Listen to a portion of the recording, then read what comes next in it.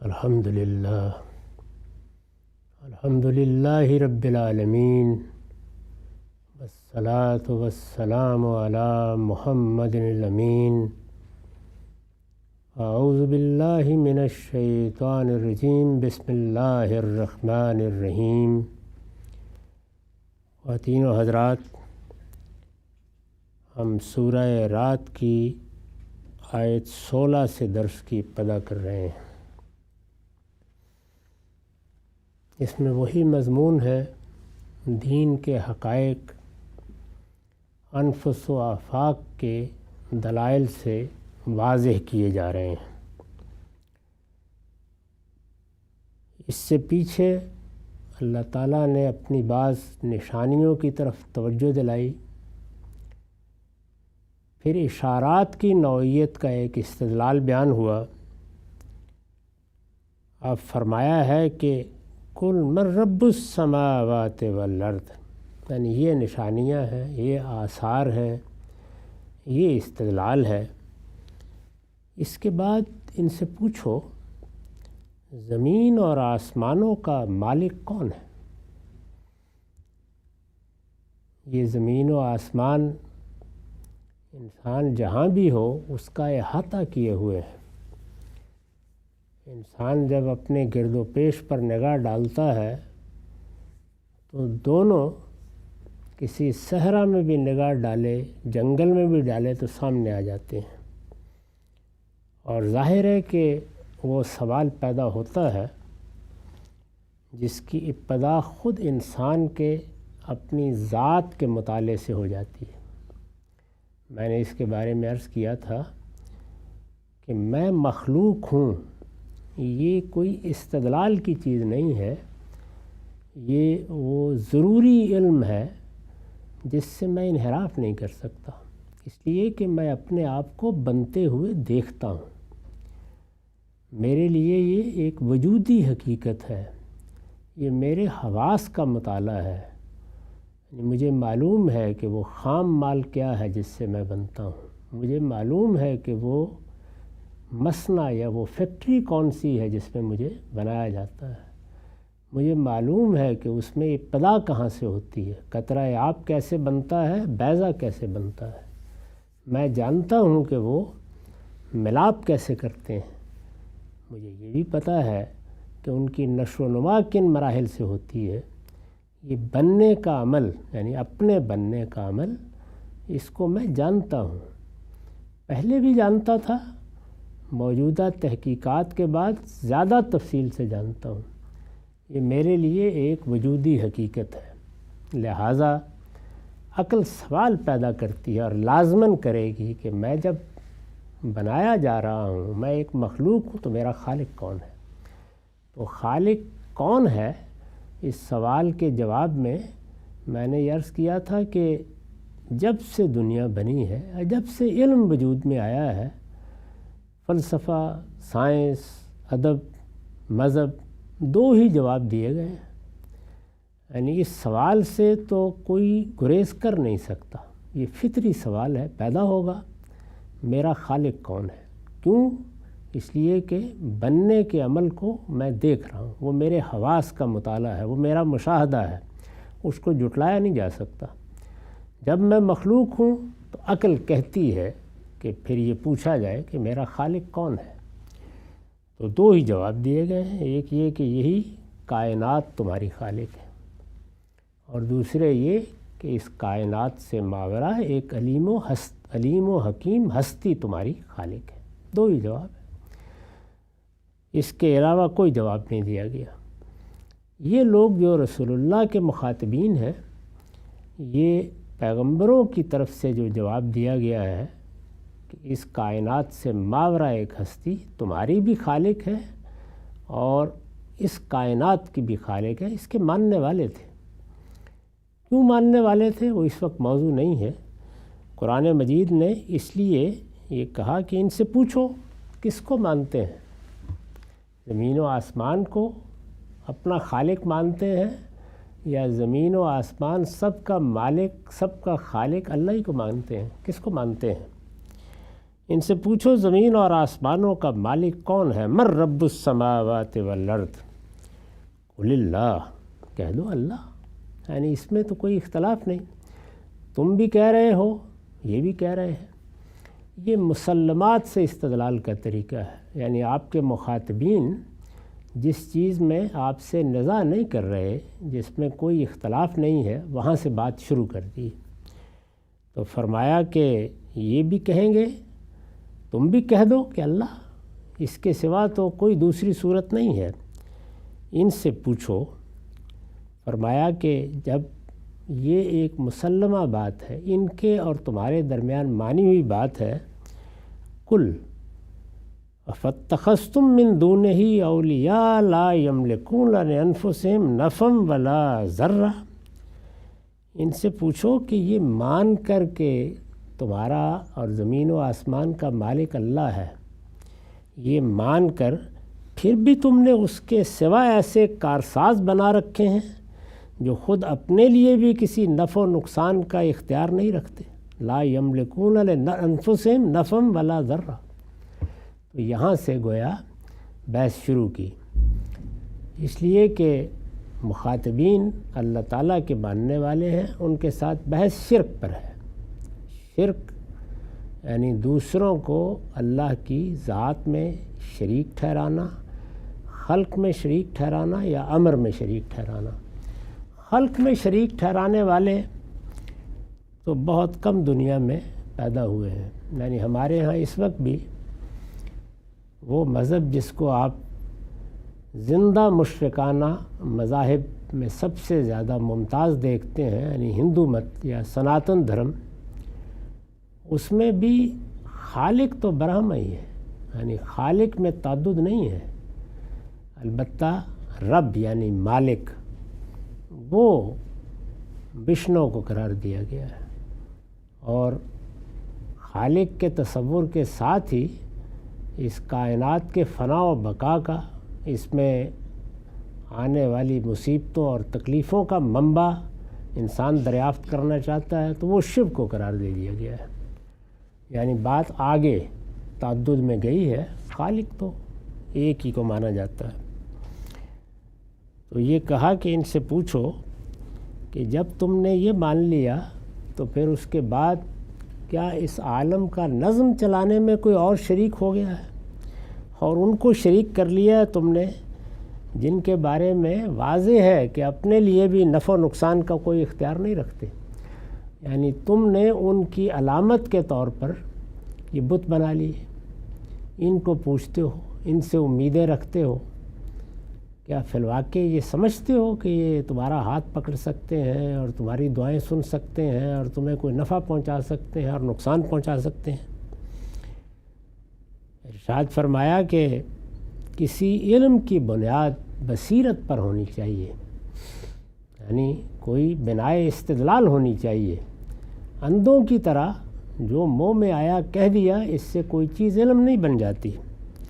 چنانچہ یہ سوال سامنے رکھا، جواب ان پر چھوڑا اور کہا کہ ان سے پوچھو قل هل یستوی الاعمی والبصیر، ان سے پوچھو کیا اندھے اور آنکھوں والے دونوں یکساں ہو جائیں گے؟ یعنی اگر تم آنکھیں بند کر لو، حواس جو کچھ دکھا رہے ہیں اس کو بھی دیکھنے سے انکار کر دو، عقل جو کچھ سجھا رہی ہے اس کو بھی سمجھنے سے انکار کر دو، اور دوسری طرف وہ لوگ ہوں جو آنکھیں کھول کر حقائق کا مشاہدہ بھی کر رہے ہوں، ان سے استنباط اور استخراج بھی کر رہے ہوں، یہ برابر ہو جائیں گے؟ ان سے پوچھو کہ اندھے اور آنکھوں والے دونوں یکساں ہو جائیں گے؟ ام هل تستوی الظلمات والنور، یا اندھیرے اور روشنی دونوں برابر ہوں گے؟ کیا حکم لگاتی ہے تمہاری عقل، کیا فیصلہ سناتی ہے؟ اس پر میں نے لکھا ہے کہ جب یہ سوال کیے تو گویا اس مقدمے کی تردید کی ہے کہ تم ان کو انجام کے لحاظ سے ایک ہی جگہ پہنچا رہے ہو، علم والے بھی مر کے مٹی ہو جائیں گے اور وہ جنہوں نے اپنے آپ کو اندھا بنا کے رکھا ہے وہ بھی۔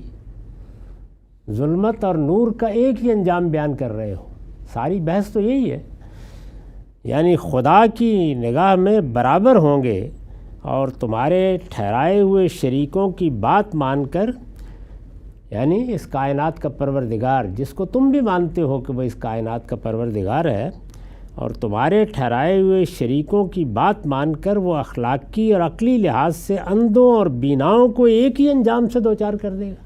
یہ مانتے ہو، یعنی یہ عقل مانتی ہے، یہ سمجھنے کے لیے تیار ہو۔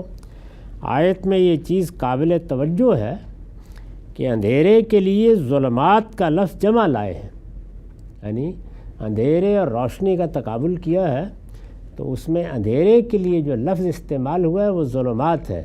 یہ جمع ہے، عربی میں ظلمت کی جمع ہے، جبکہ اس کے مقابل میں لفظ نور واحد استعمال ہوا ہے، یعنی تقابل ظلمت اور نور کا نہیں کیا، نور اور ظلمات کا کیا ہے۔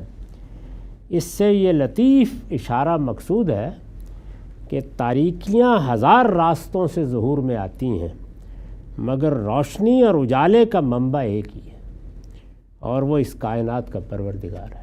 ساری روشنی، علم کی روشنی یہاں مراد ہے، علم کی روشنی، ہدایت کی روشنی، سچی بصیرت، اس کا منبع اللہ کی ذات ہے۔ ارشاد فرمایا کہ کیا فیصلہ سناتے ہو، یعنی یہ اندھے اور یہ بہرے، یہ اندھے اور دیکھنے والے، یہ اندھے اور آنکھوں والے، یہ ظلمتیں اور نور سب انجام کے لحاظ سے برابر ہو جائیں گے؟ یہ سوالات سامنے رکھ دیے، غور کرو۔ قرآن کا عام طریقہ یہی ہے کہ وہ ایک بنیادی بات سے مقدمہ اٹھاتا ہے اور پھر سوالات رکھتا چلا جاتا ہے، یعنی اس کو کوئی بحث کر کے جیتنے ہارنے سے دلچسپی نہیں ہے، اس ذات باری کا کلام ہے، ہمیں توجہ دلاتا ہے کہ اس پہ غور کرو، اس پہ غور کرو، اس پر غور کرو، اور پھر نتائج نکالو۔ ام جعلوا للہ شرکاء خلقوا کخلقہ فتشابہ الخلق علیہم۔ فرمایا کہ ایک تو خلق ہے نا، یعنی دنیا کے اور تمہارے بننے کا عمل ہے، تو اب شریک ٹھہرانے کے لیے سب سے پہلے تو خلق میں کسی کی شراکت مشاہدے میں آنی چاہیے۔ تو دیکھیے یہیں سے سوال اٹھا دیا۔ پھر انہوں نے خدا کے ایسے شریک ٹھہرائے ہیں جنہوں نے اسی طرح پیدا کیا ہے، یعنی کیا یہ صورتحال ہو گئی ہے؟ انہوں نے خلق کا مشاہدہ کیا اور معلوم ہوا کہ خلق میں تو تعدد ہے، خلق میں وحدت نہیں ہے، اور جب خلق میں تعدد ہے اور الگ الگ چیزیں بنی ہوئی نظر آ رہی ہیں، وہ کسی ایک قانون کی پیدا کی ہوئی نہیں ہیں، تو ظاہر ہے کہ پھر خلق میں شرکت ماننی پڑے گی۔ تو کیا ایسا ہوا ہے؟ یعنی ایسا ہی ہے، تمہارا مشاہدہ یہی بتاتا ہے، تمہارے غور و خوض کا حاصل یہی ہے کہ اللہ تعالیٰ نے یہ دنیا پیدا کی، لیکن ہم نے جب اس کا مشاہدہ کیا تو معلوم ہوا کہ یہ تو معلوم ہوتا ہے کہ اللہ ہی کی مخلوق ہے، لیکن یہ صاف نظر آ رہا ہے کسی اور نے پیدا کر ڈالا ہے۔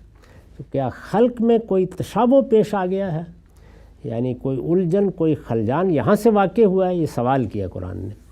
ام جعلوا للہ شرکاء، یا پھر انہوں نے خدا کے ایسے شریک ٹھہرائے ہیں جنہوں نے اسی طرح پیدا کیا ہے جس طرح خدا نے پیدا کیا ہے، یعنی جس طرح خدا نے تمہیں بنایا اور بہت سی مخلوقات بنائیں، تو کیا مخلوقات میں وہ شواہد نظر آ رہے ہیں کہ یہ مخلوق تو اس کی ہو سکتی ہے اور فلاں اس کی نہیں ہو سکتی، وہ اس کی ہو سکتی؟ کیا اس طرح کی کوئی چیز مشاہدے میں آ گئی ہے؟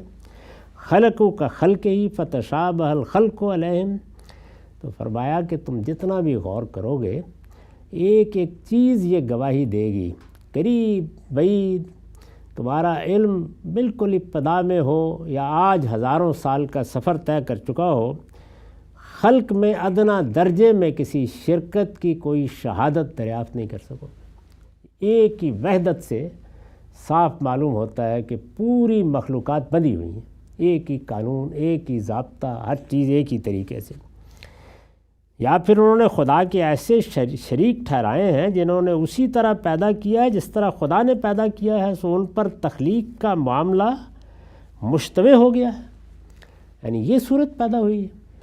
کوئی ایسی چیز سامنے آ گئی ہے جو خلق میں کسی دوسرے ہاتھ کی طرف اشارہ کر رہی ہے، لہٰذا مجبور ہو گئے ہیں کہ یہ تو اب سمجھ میں نہیں آتا، جب مخلوقات میں اس نوعیت کا تعدد ہے کہ وہ ایک خالق کی بنی ہوئی مانی نہیں جا سکتی، تو اب مجبوری ہے، کوئی اور خالق بھی تلاش کرنا پڑے گا ساتھ۔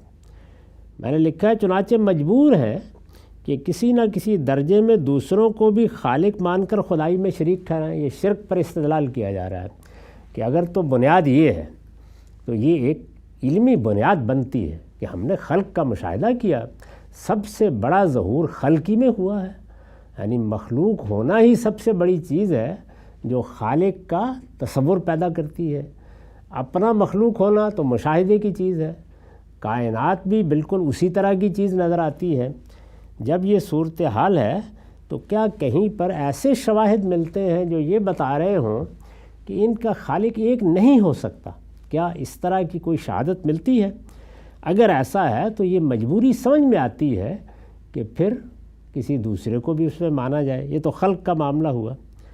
تو فرما دیا کہ انہیں بتاؤ، یعنی یہ غور کریں گے، اس کا بھی سوال کر دیا، جواب نہیں لیا، یعنی گویا اتنی بات مقدر ہے کہ یہ غور کریں گے تو واضح ہو جائے گا کہ بے بنیاد بات ہے جو کہہ رہے ہیں، یعنی یہ خلق کے مشاہدے سے پیدا ہوئی بات نہیں ہے۔ یہ میں کئی مرتبہ عرض کر چکا ہوں کہ علم کی 3 ہی صورتیں ہیں، دنیا میں کوئی چوتھی صورت وجود میں نہیں آ سکی۔ وہ ہمارا مشاہدہ اور تجربہ ہوگا، یعنی ہمارے ظاہری حواس یا باطنی حواس اس کو اخذ کریں گے، اس کا ادراک کریں گے، یہ تجربہ اور مشاہدہ ہے۔ اس وقت کا سارا ہمارا سائنسی علم اسی پر مبنی ہے۔ دوسرے نظر و استدلال ہے، یعنی جو کچھ ہمارے مشاہدے میں آتا ہے اس کے کچھ لازمی نتائج ہیں۔ جیسے قرآن نے یہاں یہ سوال کیا کہ کیا خلق کے مشاہدے سے معلوم ہوتا ہے کہ خالق متعدد ہے، یعنی یہ معلوم ہوتا ہے؟ اگر یہ معلوم ہوتا ہے تو پھر یہ عقلی نتیجہ ہوگا کہ کچھ دوسرے بھی شریک ٹھہرائے جائیں۔ تو نظر و استدلال، اور تیسری چیز یہ ہے کہ جو علم پہلے وجود میں آ چکا ہے اس کی خبر، اور کوئی چیز علم کا ذریعہ نہیں بن سکتی۔ تو قرآن نے کہا کہ غور کرو، اگر کوئی اشتباہ لاحق ہو سکتا تھا تو تمہاری بات میں کچھ وزن پیدا ہو جاتا۔ جواب کیا ملے گا؟ انسان غور کرے گا، اور اب تک یہی جواب ملا ہے کہ تعدد تو کوئی چیز نہیں، یعنی اس وقت بھی جب علم بہت ترقی کر گیا ہے، آخری جد و جہد کیا ہے علم کی؟ وہ یہ کہ جو قوتیں بظاہر دریافت ہوئی ہیں متعدد ہیں، ان کے بارے میں بھی اس نتیجے تک پہنچ جایا جائے کہ وہ ایک ہی قوت کا ظہور ہے۔ اس وقت بھی ساری تگ و دو نظریاتی طبیعت میں اسی پر ہوتی ہے۔ وجہ کیا ہے؟ وجہ یہ ہے کہ وہ قوتیں اپنے وجود کے لحاظ سے تعدد کی نفی کرتی ہیں، وہ ایک ہی جگہ سے پھوٹی ہوئی ہیں۔ اس کے اوپر پھر تبصرہ کیا، یعنی انداز کیا ہے؟ سوال اٹھایا، جواب ان پر چھوڑا، اور اس کے بعد اگلی بات کر دی۔ تو فرمایا کہ قل اللہ خالق کل شیء وہو الواحد القہار۔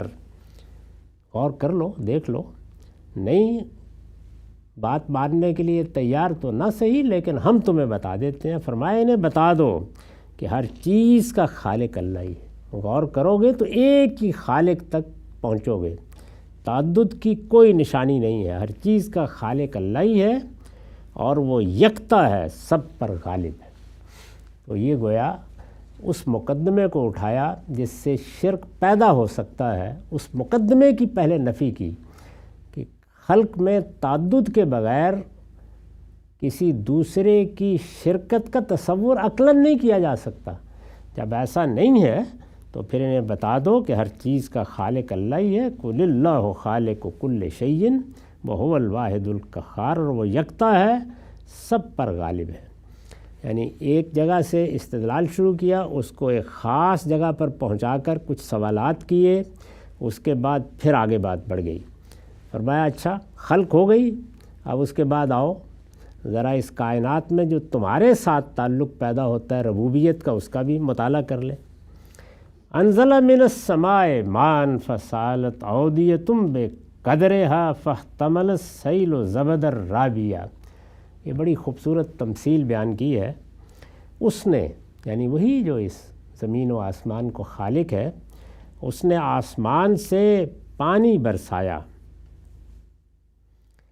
اس نے آسمان سے پانی برسایا، نتیجہ کیا نکلا؟ فسالت اودیۃ بقدرها، تو وادیاں اپنے اپنے ظرف کے مطابق بہہ نکلیں۔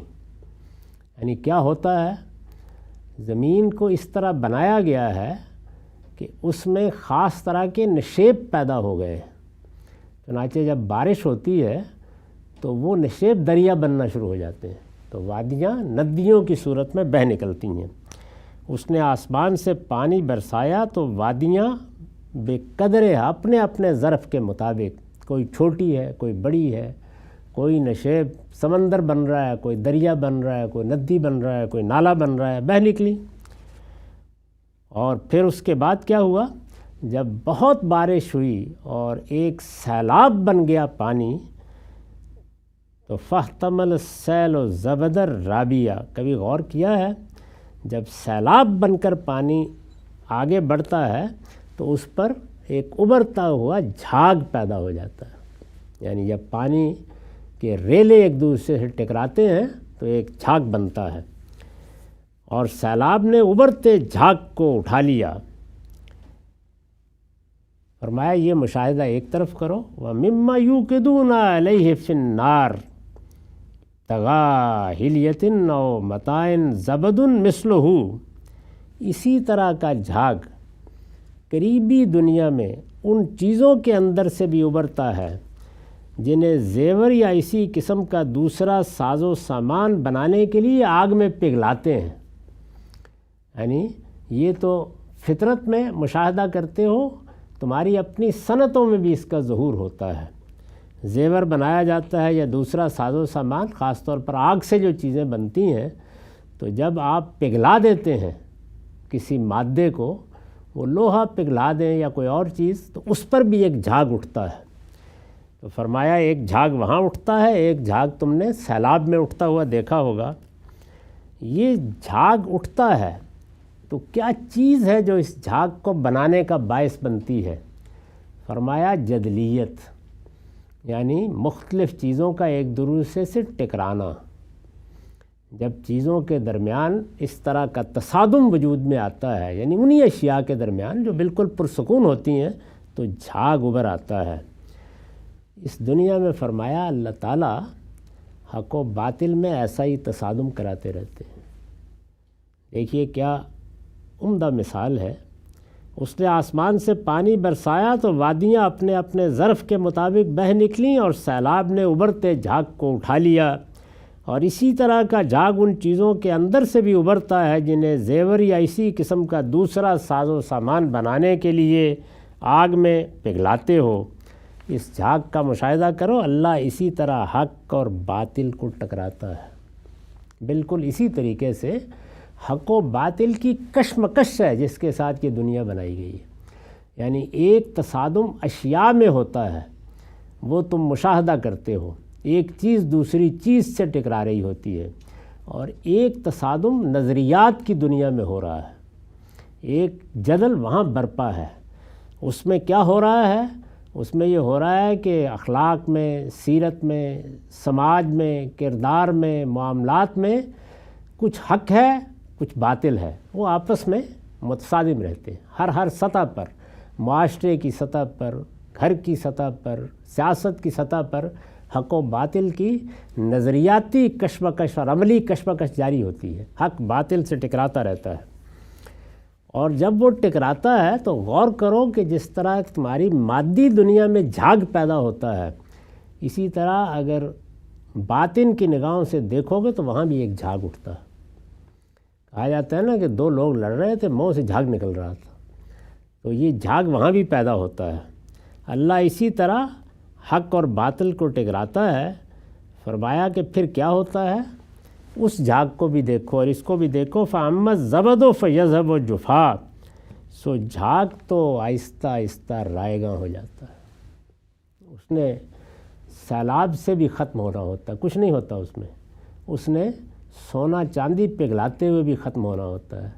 اور یہ جو جھاگ سا اٹھتا ہے، معلوم ہوتا ہے معلوم نہیں کیا طوفان آ جائے گا، جب کوئی باطل اور حق کی کشمکش ہو رہی ہوتی ہے تو وہاں جو جھاگ اٹھتا ہے وہ بھی وقت کے ساتھ بیٹھ جاتا ہے، رہ جاتا ہے کیا باقی۔ فَأَمَّا الزَّبَدُ فَيَذْهَبُ جُفَاءً، اللہ اسی طرح حق اور باطل کو ٹکراتا ہے، سو جھاگ تو رائے گا چلا جاتا ہے، باقی کیا رہ جاتا ہے؟ وَأَمَّا مَا يَنْفَعُ النَّاسَ فَيَمْكُثُ فِي الْأَرْضِ، جو چیز لوگوں کو نفع پہنچانے والی ہے وہ زمین میں ٹھہر جاتی ہے، وہ رہ جاتی ہے، وہاں پانی رہ جاتا ہے، یہاں سونا رہ جاتا ہے۔ اور نظریات و خیالات میں بھی جو تصادم ہوتا ہے، آگے بڑھنے سے پہلے اس سے جو چیز باقی رہتی ہے، غور کر کے دیکھو تو ہر جگہ اس میں کچھ حق ہوتا ہے، وہ اس کے بغیر باقی نہیں رہ سکتی۔ دنیا میں جہاں بھی تصادم ہو رہا ہے، اور تصادم ہی ہے، ایک جدلیات برپا ہے، یہی وہ چیز ہے جس کو ہیگل نے اور کارل مارکس نے باقاعدہ فلسفوں کی صورت دی ہے۔ یہی تمثیل ہے قرآن مجید نے جو بیان فرمائی۔ تو یہ کہا کہ باقی کیا رہتا ہے، اگر غور کر کے دیکھو گے تو سالے عناصر ہوتے ہیں جو باقی رہ جاتے ہیں، ان میں پھر باطل کی آمیزش ہوتی ہے، پھر ایک تصادم برپا ہوتا ہے، پھر اسی طرح جاگ اٹھتا ہے۔ دنیا کی پوری تاریخ اسی طرح چل رہی ہے۔ تو ارشاد فرمایا کہ حق و باطل کی کشمکش جہاں بھی ہوگی جاگ اٹھے گا۔ اسی طرح سے کچھ وقت کے لیے خلجان کی سی کیفیت پیدا ہو جائے گی، بہت سے لوگ اس جھاگ ہی میں الجھ کے رہ جائیں گے، پھر وہ جھاگ رائے گا چلا جائے گا، اس کے بعد آہستہ آہستہ جو اصل چیز ہے وہ سامنے آنا شروع ہو جاتی ہے، اور جب وہ سامنے آتی ہے تو وہی باقی رہتی ہے۔ اور اس کا اصول کیا ہے؟ بہت ہی عمدہ بات کہی، ما ینفع الناس، وہ یا دنیوی لحاظ سے انسان کے لیے نافع ہوتی ہے جو باقی رہتی ہے، یا اخروی لحاظ سے نافع ہوتی ہے۔ یعنی انسان کے اندر یہ چیز رکھی گئی ہے کہ جو چیز نافع ہے، یعنی ایک نظریہ سامنے آیا اور معلوم ہوا کہ یہ نظریہ ہمارے سماجی یا سیاسی یا معاشی معاملات کو بہتر کر سکتا ہے، وہی باقی رہتا ہے۔ یعنی اس کے اندر پھر کچھ باطل آ کے شامل ہو جاتا ہے، لیکن رہتا وہی باقی ہے، جو لوگوں کو نفع پہنچاتا ہے وہ رہ جاتا ہے۔ مثال دی کس چیز کی؟ اس وقت جو وحی نازل ہو رہی تھی اور اس کے مقابل میں جو کشمکش جاری تھی، یہ گویا اس کی مثال ہے کہ اس وقت بھی آسمان سے ایک پانی برسا ہے، وہ وحی کی بارش ہوئی ہے، اللہ نے آسمان سے یہ پانی برسا دیا ہے۔ اس میں بھی اس وقت جو کشمکش برپا ہے، پیغمبر ہیں، دوسری جانب ایک فلسفہ ہے، آبا کی تقلید ہے، روایات ہیں، سب مقابل میں کھڑے ہو گئے ہیں۔ کچھ سمجھ میں نہیں آ رہا دیکھنے والوں کے لیے کیا حق ہے کیا باطل ہے، جھاگ ہی جھاگ اٹھا ہوا ہے۔ لیکن کچھ دیر کے بعد فرمایا بیٹھ جائے گا، اور جو کچھ باقی رہے گا، ان کے ہاں سے کچھ باقی رہا تو وہ بھی نافع ہوگا تو باقی رہے گا۔ اور یہ جو آسمان کی بارش آئی ہے، اس سے وہ پانی آہستہ آہستہ نفع بخش پانی مل جائے گا۔ کذالک یضرب اللہ الامثال، فرمایا اللہ اسی طرح مثالیں بیان کرتا ہے، یعنی بات سمجھانے کے لیے۔ اس پر میں نے لکھا ہے کہ مطلب یہ ہے کہ وحی الہی کی صورت میں جو بارش اس وقت ہو رہی ہے، اس نے بھی منکرین کے ہنگامہ اور شورش کی صورت میں کچھ جھاگ اٹھا دیا ہے۔ اس وقت یہی ہوا ہے، جو اس طرح چرخ کھا رہا ہے، جھاگ کو دیکھا ہوگا نا کہ وہ ایک خاص طرح سے چرخ کھاتا ہے، معلوم ہوتا ہے بھنور بن رہے ہیں، کہ شاید کچھ دیر تک سطح پر وہی نظر آئے گا، یعنی عام لوگ اسی میں الجھ کے رہ جاتے ہیں، لیکن تم دیکھو گے کہ بہت جلد یہ سارا جھاگ فنا ہو جائے گا، اور جو کچھ باقی رہے گا وہ حق ہوگا، اور وہ کیا ہے؟ وہ قرآن اور اس کے حاملین ہوں گے، وہی باقی رہیں گے۔ خدا کی سنت یہی ہے جس کا ظہور اس کائنات میں ہر جگہ ہوتا ہے، فرق صرف یہ ہے کہ یہ ظہور بہت تدریج سے ہو رہا ہوتا ہے، یعنی نظریات کی کشمکش میں، اشیاء کی کشمکش میں جھاگ اٹھتا رہتا ہے، ایک کے بعد دوسرا جھاگ اٹھتا رہتا ہے، تو اس وجہ سے انسان الگ الگ نہیں کر پاتا، اور اس میں جو نافع چیزیں ہیں وہ آہستہ آہستہ سامنے آتی رہتی ہیں، اور چونکہ کسی دوسرے معاملے میں حق و باطل کی کشمکش بھی جاری ہوتی ہے تو انسان ان کو الگ کرنے میں قاصر رہ جاتا ہے۔ لیکن جب رسول آ جاتے ہیں اور پیغمبر آ جاتے ہیں تو پھر اس جھاگ کو مکمل طور پر اٹھا کے پھینک دیا جاتا ہے، اور خالص چیز ہی باقی رہتی ہے۔ دکھایا جاتا ہے دنیا کو کہ وہ کشمکش جو دنیا میں ہے وہ یہاں آخری درجے میں نتیجہ خیز ہو گئی، جس طرح کے مثال سے واضح ہے۔ اور رسولوں کی بعثت کے بعد جب حق و باطل کی کشمکش برپا ہوتی ہے تو انسانوں کے لیے بھی لازمن ہو جاتا ہے۔ یہ مثال دے کے یہ بتایا کہ دنیا میں بھی یہی چیز جاری ہے، چنانچہ قوموں کا محشر اسی طرح ہے، اس میں یہی صورتحال ہے، جاگ اٹھتا ہے، ختم ہوتا ہے، پھر اس کے بعد خالص چیز سامنے آتی ہے، پھر اس کے ساتھ کشمکش ہوتی ہے، اور یہ معاملہ ہر جگہ جاری ہے۔ پیغمبروں کے بعد یہ فیصلہ کن طریقے سے سامنے آ جاتا ہے، تو اس کی تمثیل بیان کی۔ یہ سلسلہ ابھی جاری ہے۔ اقول قولی ھذا واستغفر اللہ لی ولکم ولسائر المسلمین۔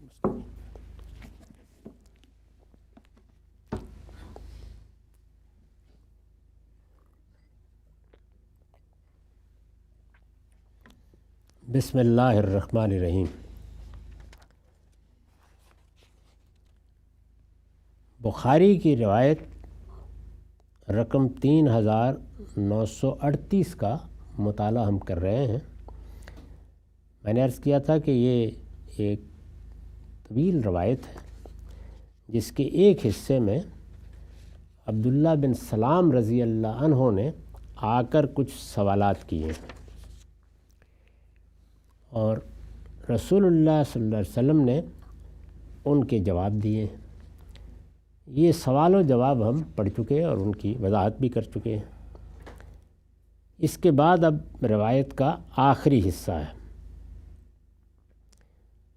بیان کیا گیا ہے کہ جب انہوں نے سوالوں کے جواب پا لیے تو کہا، میں گواہی دیتا ہوں کہ اللہ کے سوا کوئی معبود نہیں اور آپ اللہ کے رسول ہیں، یعنی وہ مسلمان ہو گئے۔ انہوں نے کچھ سوالات کیے اپنے لحاظ سے، ہر شخص اپنے پس منظر کے لحاظ ہی سوال کرتا ہے۔ اطمینان ہو گیا تو انہوں نے اسلام قبول کر لیا۔ اس کے بعد انہوں نے رسول اللہ سے ایک بات کی،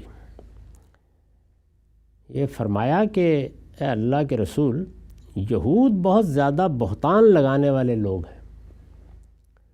یہ ایک بڑے عالم کا اپنی قوم پر تبصرہ ہے۔ اس سے اندازہ کیا جا سکتا ہے کہ جب قوموں میں زوال آتا ہے اور خاص طور پر مذہبی حقائق کے باب میں بھی زوال آ جاتا ہے، تو سب سے پہلے جو چیز پیدا ہوتی ہے وہ بے سوچے سمجھے دوسروں پر بہتان لگانا ہے۔ اس سے اندازہ کیا جا سکتا ہے کہ اخلاقی لحاظ سے یہ کس درجے کی برائی ہے۔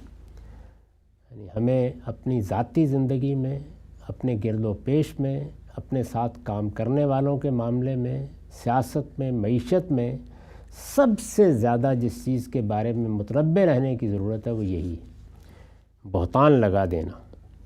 یعنی ایک بات ہے، سنی سنائی بات ہے، یا ذہن میں آ گئی ہے، یا تاثر قائم کر لیا ہے، اس کا برملا اظہار کر دیا۔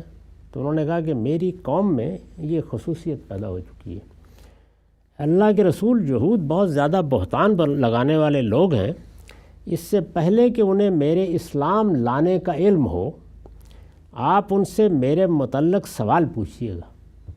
یعنی وہ اسلام لے آئے تو انہوں نے کہا کہ اب جب کبھی ان سے بات کرنے کا موقع ملتا ہے یا وہ آتے ہیں، ملنا ملانا تھا اس وقت، تو مدینے میں ایسے ہی حالات تھے، تو میرے متعلق پوچھیے گا کیا رائے دیتے ہیں۔ اب یہ دیکھیے، اس میں انسانی نفسیات کا وہ بدترین پہلو سامنے آیا ہے جس پر رونگٹے کھڑے ہو جاتے ہیں۔ یعنی ہم جب اپنے عقیدے، اپنے رہنما، اپنے لیڈر، اپنی سیاست کی بات کرتے ہیں تو کس طرح آنکھیں اندھی ہو جاتی ہیں ہماری۔ تو انہوں نے پوچھا کہ میرے بارے میں پوچھیے گا ذرا، یعنی میں ان کا ایک عالم ہوں، بڑی میرے ساتھ عزت کا تعلق ہے، تو ذرا پوچھیے گا ان سے۔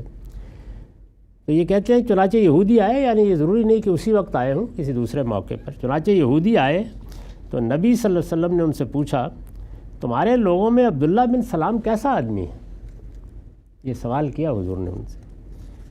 انہوں نے جواب میں کہا، وہ ہمارا بہترین آدمی، ہمارے بہترین شخص کا بیٹا ہے، وہ ہمارا سب سے صاحب فضیلت آدمی اور ہمارے افضل ترین شخص کا بیٹا ہے۔ یعنی بہت تعریف کی، اس لیے کہ وہ ان کے عالم تھے۔ ایسے ہی جیسے ہمارے ہاں مذہبی لوگوں کے ہاں جو ان کے علماء ہوتے ہیں یا ان کے رہنما ہیں، وہ سیاسی ہوں، مذہبی ہوں، بڑی تعریف کریں گے لوگ، کیا کہنے ہیں یہ ان کے۔ تو بڑے صاحب فضیلت اور افضل ترین شخص ہے، وہ ہمارا صاحب علم شخص اور ہمارے عالم کا بیٹا ہے، اور وہ ہمارا سب سے بڑھ کر صاحب فہم آدمی اور ہمارے سب سے بڑے صاحب فہم شخص کا بیٹا ہے۔ یعنی تعریف کے گویا پل باندھ دیے۔ اس پر آپ نے فرمایا اگر عبداللہ بن سلام اسلام لے آئے تو تمہارے کیا تاثرات ہوں گے؟ یعنی ایسا آدمی ہے، یہ علم، یہ فہم، یہ بصیرت، اگر وہ اسلام قبول کر لے۔ انہوں نے کہا خدا کی پناہ، اللہ انہیں ایسے اقدام سے اپنی پناہ میں رکھے۔ مطلب یہ ہے کہ اول تو کیوں اسلام لائیں گے، ایسا صاحب فہم آدمی ایسی حماقت کیوں کرے گا؟ بہرحال اللہ پناہ میں رکھے، بیوقوف ہو جاتا ہے آدمی بعض اوقات۔ پھر آپ نے اپنا یہی سوال ان کے سامنے دہرایا اور انہوں نے یہی جواب دیا۔ عبداللہ بن سلام ایمان لا چکے تھے اور کہیں الگ سے بیٹھے ہوئے تھے جب یہ لوگ آئے ہیں، تو وہ سامنے آ گئے اور انہوں نے کہا کہ بھائی میں تو پھر اسلام لے آیا، میں گواہی دیتا ہوں کہ اللہ کے سوا کوئی معبود نہیں اور محمد اللہ کے رسول ہیں۔ یہ سن کر ان یہودیوں نے کہا یہ ہم میں سب سے برا اور ہمارے سب سے برے آدمی کا بیٹا ہے اور ہمارا جاہل آدمی ہے اور جاہل آدمی کا بیٹا ہے۔ یعنی جو پھر منہ میں آیا انہوں نے کہنا شروع کر دیا۔ چند لمحے پہلے وہ عالم تھا، عالم کا بیٹا تھا، صاحب فہم تھا، صاحب فہم کا بیٹا تھا، اس کے بعد یہ ہو گیا۔ عبداللہ بن سلام نے کہا اللہ کے رسول مجھے ان سے یہی اندیشہ تھا۔ یعنی یہ بتا دیا کہ جو مردہ قومیں ہیں وہ اس طرح لوگوں کے بارے میں رائے دیتے وقت اپنے تعلقات اور اپنے تعصب کو بنیاد بناتی ہیں۔ ان کی رائے کی بنیاد علم و عقل پر نہیں ہوتی۔ ان کے اپنے ہیں تو ہزار عیوب کے باوجود وہ بالکل فرشتے ہوتے ہیں، اور غیر ہیں تو ہزار خوبیوں کے باوجود وہ شیطان ہوتے ہیں۔ یہ وہ بہتان ترازی ہے کہ جو رگوں میں اتر جاتی ہے، تو انہوں نے بالکل اس کا مشاہدہ کرا دیا کہ یہ ہے، یہ سب کچھ جو ہے یہ آپ خود دیکھ سکتے ہیں، یہ میری قوم ہے، یہ ان کا حال ہے، ان سے آپ مزید کیا توقع کر سکتے ہیں؟ بس میری طرح کوئی دو چار نکل آئیں گے۔ چنانچہ یہ واقعہ ہے کہ یہود بھی اتنی بڑی تعداد میں تھے وہاں، تھوڑے سے کم ہوں گے جیسے اوس و خزرج تھے، وہ سارے ہی مان لے آئے اوس و خزرج، اور ان میں سے چند لوگ تھے جنہوں نے اس بات کو مانا، اس کے سوا تیار نہیں ہوئے، چند لوگ، اور وہ بھی کچھ خواتین تھیں، کچھ اسی طرح علماء تھے۔ تو اس میں در حقیقت تصویر ہے اس بات کی کہ کسی قوم کی اخلاقی حالت ہے جس کی بنیاد پر آپ یہ اس کے بارے میں توقع کر سکتے ہیں کہ اس کو کوئی صحیح بات بتائی جا سکتی ہے۔ پہلی چیز انسان کا اخلاقی وجود ہے۔ اگر اخلاقی وجود میں پاکیزگی ہے، اگر اس کو اس طرح تطہیر کر کے رکھا ہوا ہے کہ کبھی کسی چیز کو تحقیق کے بغیر قبول نہیں کیا، کسی چیز کے بارے میں بہتان ترازی نہیں کی، کسی فرد کے بارے میں یا کسی نظریے کے بارے میں علم کے بغیر بحث نہیں کی، اور ہمیشہ پوری احتیاط کے ساتھ اپنا نقطہ نظر بیان کیا ہے، تو پھر پیغمبر کی بات بھی سنی جائے گی اور ایمان کی توفیق بھی ہوگی۔ اور اگر یہ نہیں کیا ہوا تو پھر ہاتھ اٹھا لینا چاہیے۔ اور ہماری قوم بھی اس وقت بالکل اسی صورتحال کی تصویر پیش کرتی ہے۔ یعنی اگر آپ دیکھیں تو ہر جگہ یہی صورتحال ہے۔ کیا یہ ممکن ہے کہ کسی شخص سے جو ایک خاص فرقے سے تعلق رکھتا ہے، کسی دوسرے نقطہ نظر کے عالم کے بارے میں یا کسی علم کے ماہر کے بارے میں آپ اچھی بات سن سکیں؟ کیا یہ ممکن ہے کہ کسی ایسے شخص کے بارے میں کہ جو لوگوں کے لیے رہنما بن چکا ہے، لیڈر بن چکا ہے، اور وہ اس کے عشق میں مبتلا ہیں، آپ کوئی تنقید سن سکیں؟ یعنی یہ ہے وہ المیہ جو جس وقت سماج میں ہو جائے، سیاست میں ہو جائے، مذہب میں ہو جائے، تو پھر سمجھ لینا چاہیے کہ یہ ایک مردہ اور بے ضمیر قوم ہے، اس کو مرنا ہے، موت کا انتظار کیا جا سکتا ہے، اس کی اصلاح کی توقع نہیں کی جا سکتی۔ وآخر دعوانا الحمدللہ رب العالمین۔ 10 منٹ کا وقفہ ہے، اس کے بعد سوال۔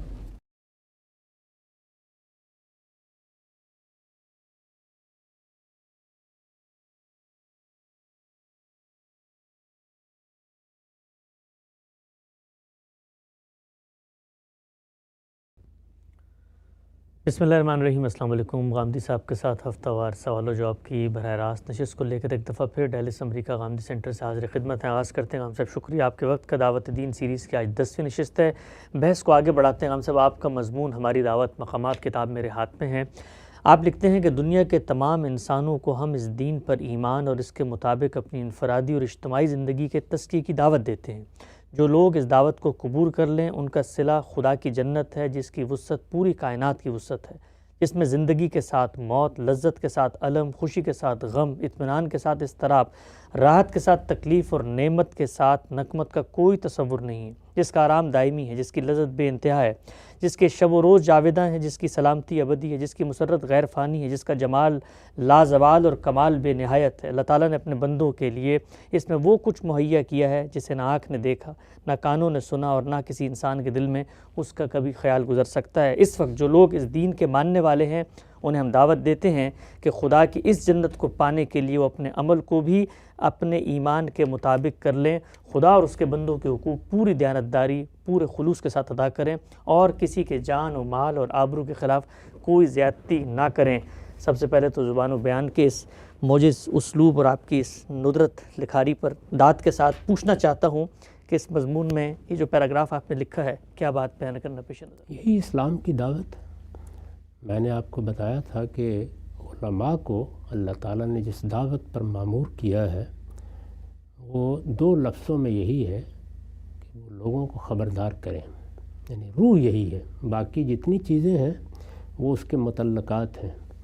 خبردار کرنے کے لیے آپ خود کوئی گفتگو کرتے ہیں، آپ قرآن مجید پڑھاتے ہیں، آپ اللہ کے پیغمبر کی چیزیں لوگوں تک پہنچاتے ہیں، وہ ذرائع ہیں۔ جو چیز آپ کر رہے ہیں وہ کیا ہے؟ اس دنیا میں رہنے والوں کو اس حادثے، اس واقعے سے خبردار کیا جائے جو موت کے بعد پیش آنے والا ہے۔ تمام پیغمبروں کی دعوت کا حاصل یہی ہے۔ قرآن مجید کو شروع سے آخر تک پڑھ جائیے، وہ اسی ایک مضمون کو بیان کرتا ہے، باقی سب اس کے متعلقات ہیں۔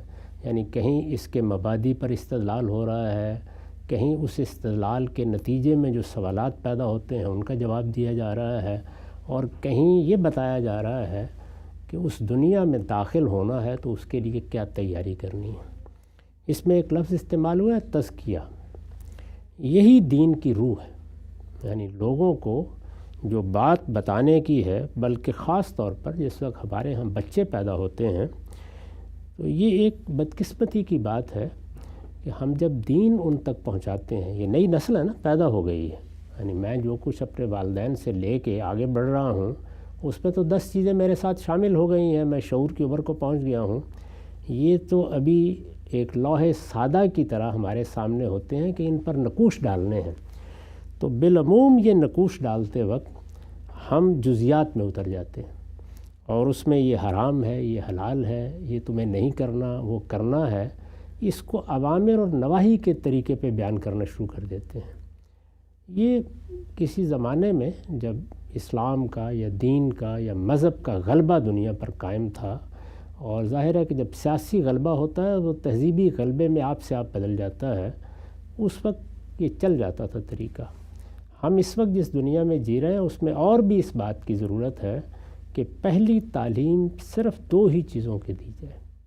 اس کائنات کا ایک خالق ہے، اور کائنات کے خالق کو ایک رشتے کی حیثیت سے متعارف کرایا جائے۔ بچے کو ہم نے تعارف کرایا نا، یہ تمہاری ماں ہے، یہ تمہارا باپ ہے، یہ تمہارے بھائی ہیں، یہ سارے رشتے جس طرح متعارف کرائے گئے ہیں اسی طرح خالق کا رشتہ، جیسے جیسے وہ شعور کی عمر کو پہنچے تو خالق کا رشتہ۔ اور دوسرے یہ کہ اس خالق نے تم سے صرف ایک ہی بات کا مطالبہ کیا ہے، وہ کیا ہے؟ تزکیہ، پاکیزگی، پیوریفیکیشن۔ انسان کے باطن میں صفائی اور پاکیزگی کے لیے غیر معمولی طلب رکھی گئی ہے۔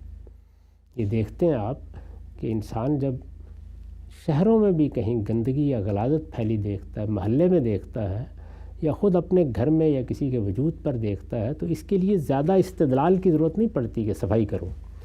تو صفائی جب باطن میں اتر جاتی ہے تو پاکیزگی بن جاتی ہے۔ دین کیا ہے؟ پاکیزگی کی دعوت۔ یہ پاکیزگی کی دعوت کس لیے دی جائے گی؟ اس لیے دی جائے گی کہ تم کو ایک دن اس پروردگار کے حضور میں پہنچنا ہے جس نے طے کر دیا ہے کہ اس کی اگلی دنیا میں جو لوگ راحت کے ساتھ داخل ہونا چاہتے ہیں ان کو اپنے آپ کو زیادہ سے زیادہ پاکیزہ بنانا ہے۔ تو دین کی دعوت کی ابتدا یہیں سے ہونی چاہیے۔ اس سے آگے پھر تعلیم کے مراحل ہیں، جیسے کوئی شخص بڑا ہوگا، اس کے سوالات پیدا ہوں گے، وہ پڑھے گا، کچھ سمجھے گا، تو آہستہ آہستہ بہت سی چیزیں جان لے گا، اس کے علم میں اضافہ ہوتا چلا جائے گا۔ اس میں ظاہر ہے علماء کو بہت کچھ اور بھی کرنا پڑتا ہے، لوگوں کے سوالوں کے جواب دینے پڑتے ہیں، ان کے ذہن کی تطہیر کرنا پڑتی ہے، وہ بہت سی مشکلات میں ہوتے ہیں، ذہنی الجھنوں میں ہوتے ہیں، ان کو دور کرنا پڑتا ہے، وہ بات کا مسئلہ ہے۔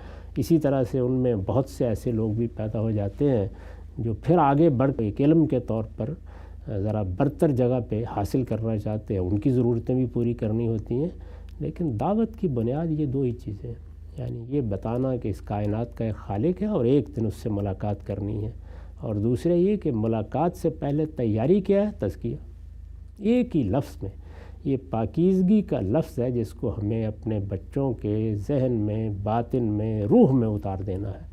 باقی چیزیں آپ حیران کن طریقے سے دیکھیں گے، انسان کو یہ صلاحیت دی گئی ہے، جب بنیادی تصور اس کی روح میں اتر جاتا ہے، باقی چیزوں پر وہ خود اطلاق کرنا شروع کر دیتا ہے، اس کے لیے آپ کی ضرورت نہیں ہوتی، وہ پھر خود رہنمائی طلب کرے گا۔ جب اس کے اندر یہ چیز پیدا ہوگی تو آپ اس کی تعلیم تربیت کا اہتمام کرتے چلے جائیں گے، لیکن ابتدا یہی ہے۔ تو اس لیے میں نے اس کو بیان کیا ہے کہ ایک عالم کے لیے دعوت یہاں سے شروع ہوتی ہے۔ اس میں جو پہلا پیرا آپ نے پڑھا اس میں یہ بتایا گیا کہ یہ دین ملے گا کہاں سے، یہ بتانا پڑے گا نا۔ یعنی میں اپنا کوئی فلسفہ نہیں بیان کر رہا، میں اپنا کوئی فکر نہیں بیان کر رہا، میں کوئی ارسطو افلاطون کی طرح کوئی فلسفہ بنا کے دنیا کو متوجہ نہیں کر رہا، یہ دین بتا رہا ہوں۔ دین کہاں سے ملے گا؟ محمد الرسول اللہ صلی اللہ علیہ وسلم سے۔ یعنی سب انبیاء کا دین ہے، سب پیغمبروں کا دین ہے، اب قیامت تک اس دین کا ماخذ محمد الرسول اللہ کی ذات والا صفات ہے۔ یہ ماخذ بتانا ہے۔ میں جو کچھ بتا رہا ہوں، جو کچھ کہہ رہا ہوں، یہ ہر عالم کی ذمہ داری ہے، میں کہاں سے کہہ رہا ہوں، اور مخاطبین کا بھی یہ فرض ہے اور ان کا حق ہے کہ وہ یہ پوچھیں کہ یہ بات محمد الرسول اللہ صلی اللہ علیہ وسلم سے تم نے کہاں سے اخذ کی ہے۔ یہ ضروری ہے۔ اتنی سی بات اگر لوگ اپنا معمول بنا لیں تو وہ بے شمار چیزوں سے بچ جاتے ہیں۔ دوسری چیز یہ کہ لوگوں کو دعوت کس چیز کی دینی ہے، یعنی کوئی سیاست کرنی ہے، کوئی معیشت کا نیا پروگرام پیش کرنا ہے، کوئی معاشرت اور سماج میں انقلاب لے کے اٹھنا ہے، وہ اپنی جگہ کے کام ہیں جن لوگوں کو اللہ تعالیٰ توفیق دے کریں وہ کام۔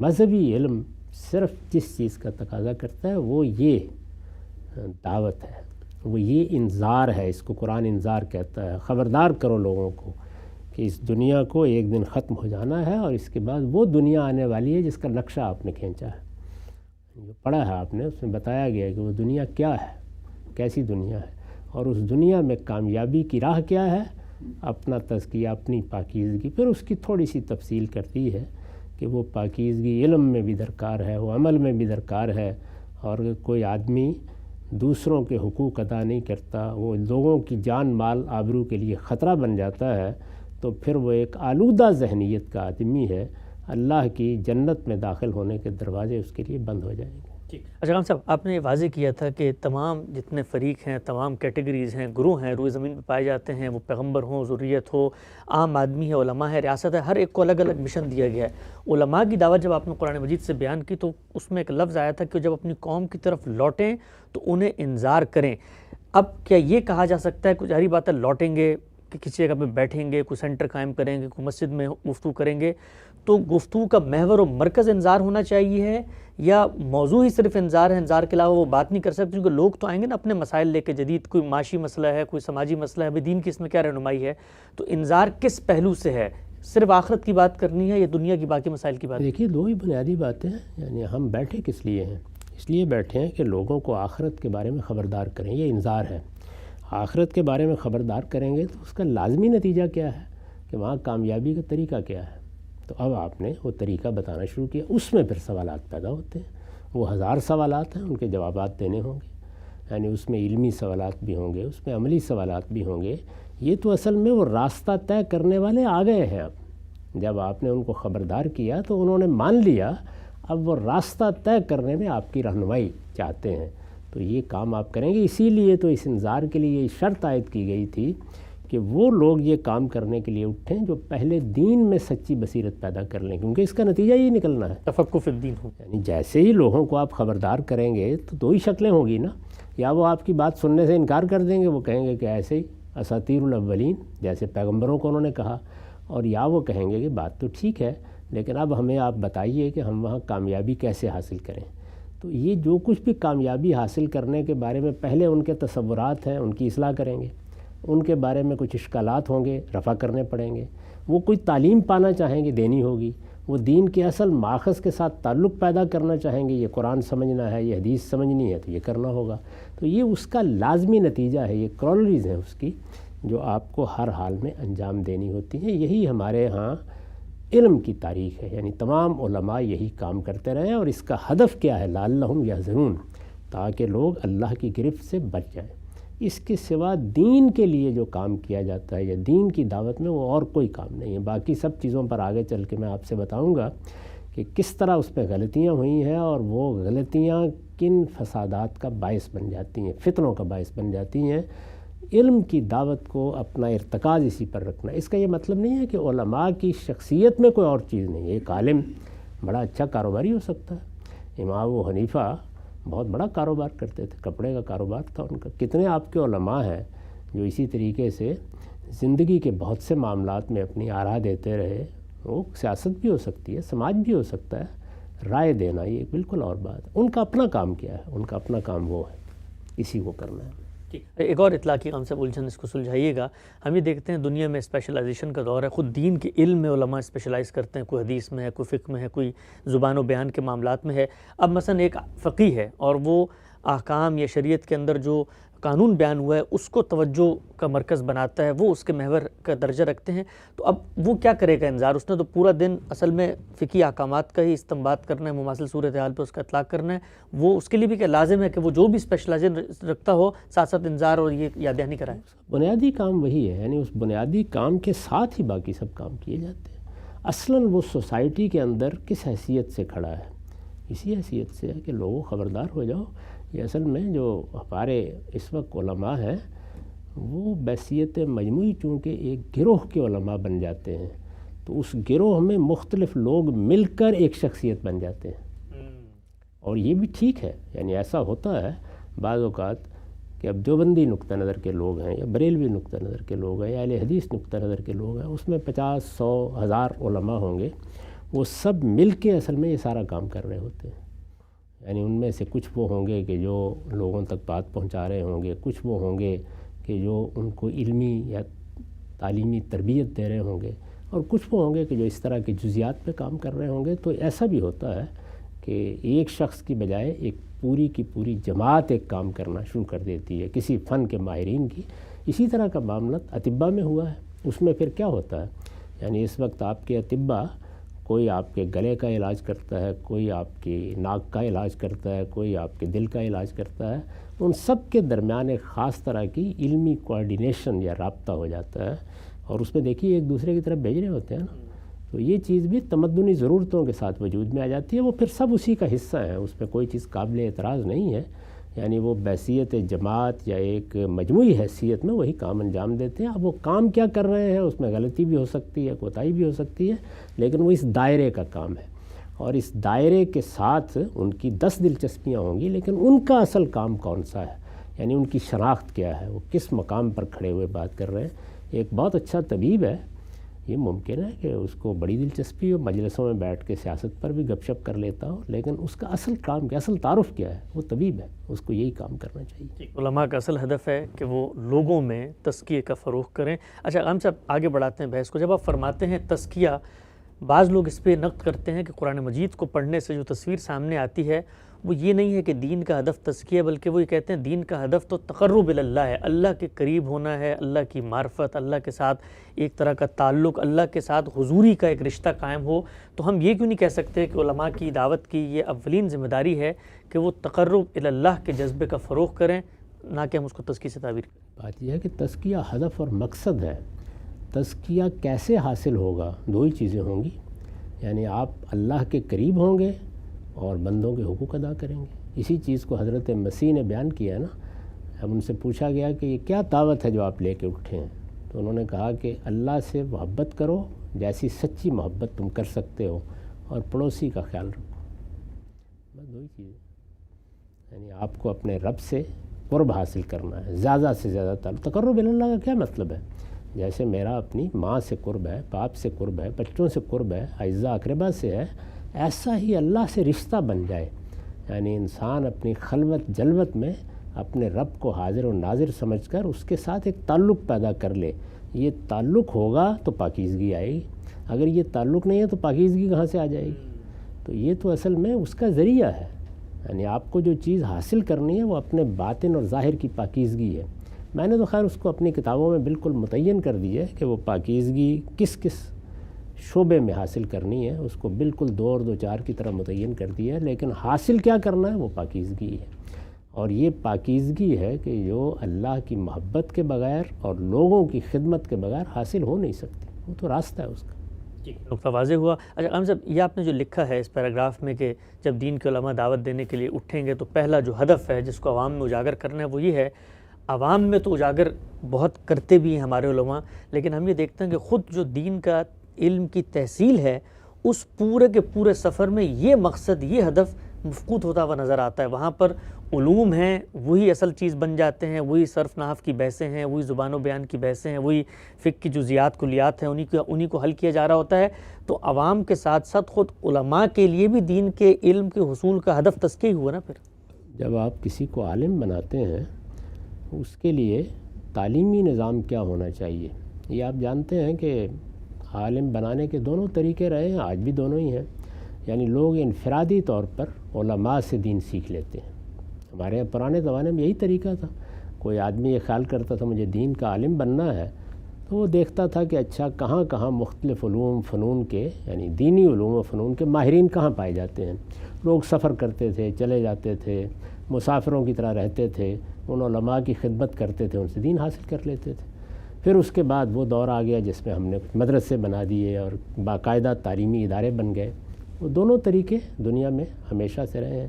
جب آپ تعلیم حاصل کرنے جاتے ہیں تو آپ کو جو تعلیم دینی ہے وہ تعلیم تو فن کے لحاظ سے یا علوم کے لحاظ سے بعد کا مسئلہ ہے.